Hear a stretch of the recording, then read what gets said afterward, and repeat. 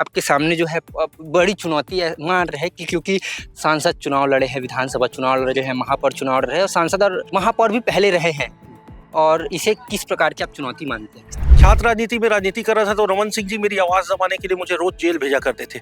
150 FIR मेरे ऊपर दर्ज कराई गई थी। रोज जब रमन सिंह राजनांदगांव आते थे मुझे राजनीतिक गलियारों में एक चर्चा है कि निखिल द्विवेदी जी भूपेश बघेल के चहेते हैं और देवेंद्र यादव के भी चहेते हैं, उनका सीधा आशीर्वाद मिला है, क्या कुछ कहोगे? मैं 2013 से भूपेश बघेल जी के साथ हूँ और भूपेश बघेल जी ने मुझे हर समय पिताजी होने का कभी ऐसा अनुभव होने नहीं दिया कि मेरे पिताजी नहीं है। हमेशा मेरे साथ रहे, हर मेरी शादी में अपने बेटे की शादी छोड़कर आए। तो मैं ये समझता हूँ कि राजनांदगांव की जनता मुझे मौका देगी। मैं एक युवा हूँ, मेरा पूरा कैरियर 20 साल का पूरा जो संघर्ष है मेरा, आज उसका मौका मुझे मिला है। पूरे दिल से कह रहे हैं कि इस बार तो किसी युवा को ही राजनांदगांव का विधायक बनाना है जो उनकी सोच को आगे बढ़ा पाए।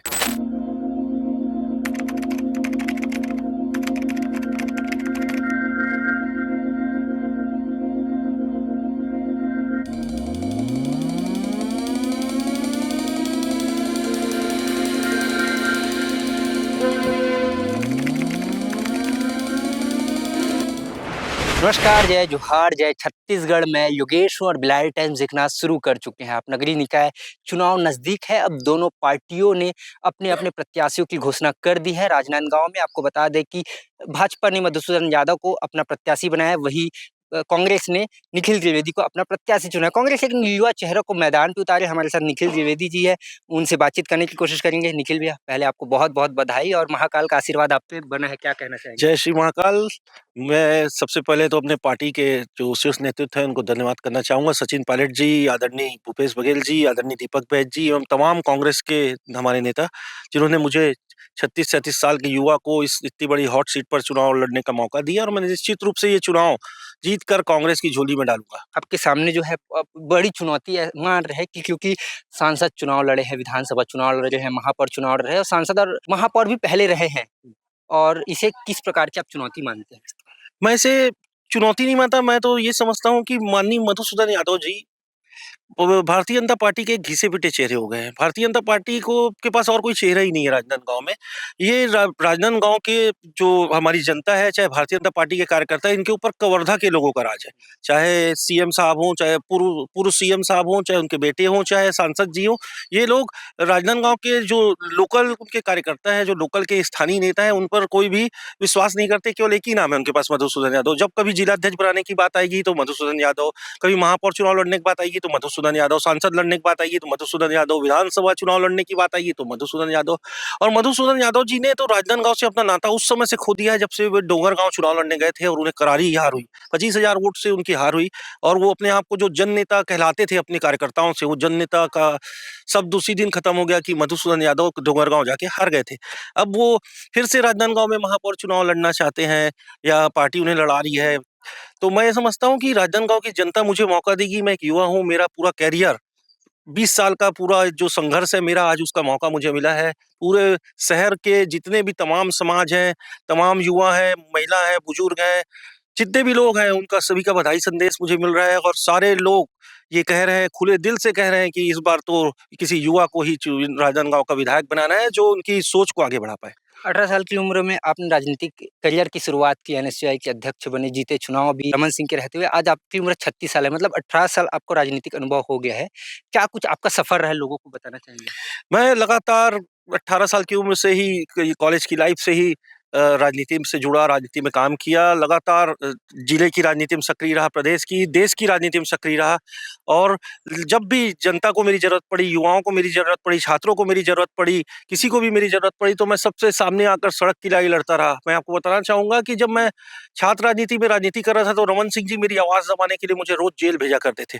150 एफआईआर मेरे ऊपर दर्ज कराई गई थी। रोज़ जब रमन सिंह राजनांदगांव आते थे मुझे पुलिस उठाकर ले जाती थी, जेल में डाल दिया जाता था कि कहीं मैं उनका विरोध ना कर पाऊँ क्योंकि वो यहाँ से लोकल विधायक थे।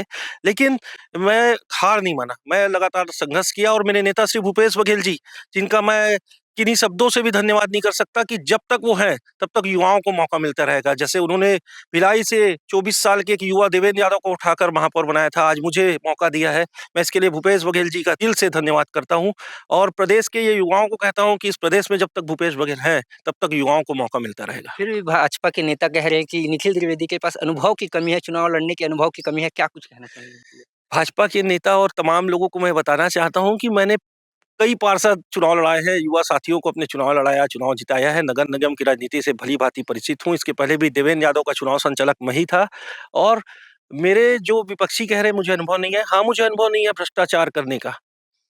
मुझे अनुभव नहीं है किसी को दुकान के नाम से पैसा वसूली करने का, मुझे नहीं है रेत और मुरुम की ठेकेदारी करने का, मुझे अनुभव नहीं है गुंडागर्दी करवाने का। लेकिन जब से मैं पैदा हुआ हूँ, मेरे माता-पिता जी ने जो जनता के दुख-सुख को सहने का अनुभव तो मुझे दे ही दिया है।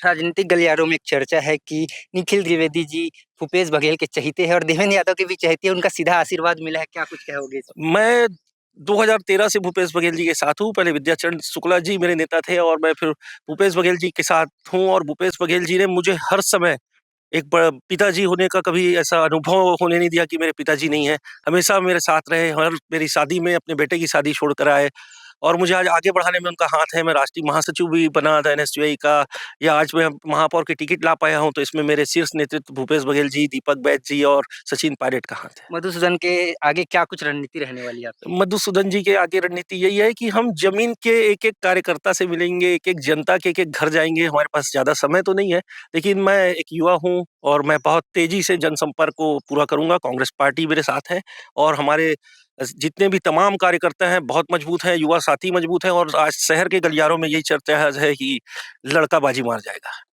चुनाव किन मुद्दों पर लड़ेंगे और चुनाव जीतने के बाद पहला काम क्या होगा? शहर के लिए क्या सोचेंगे? कैसा शहर चाहते हैं आप?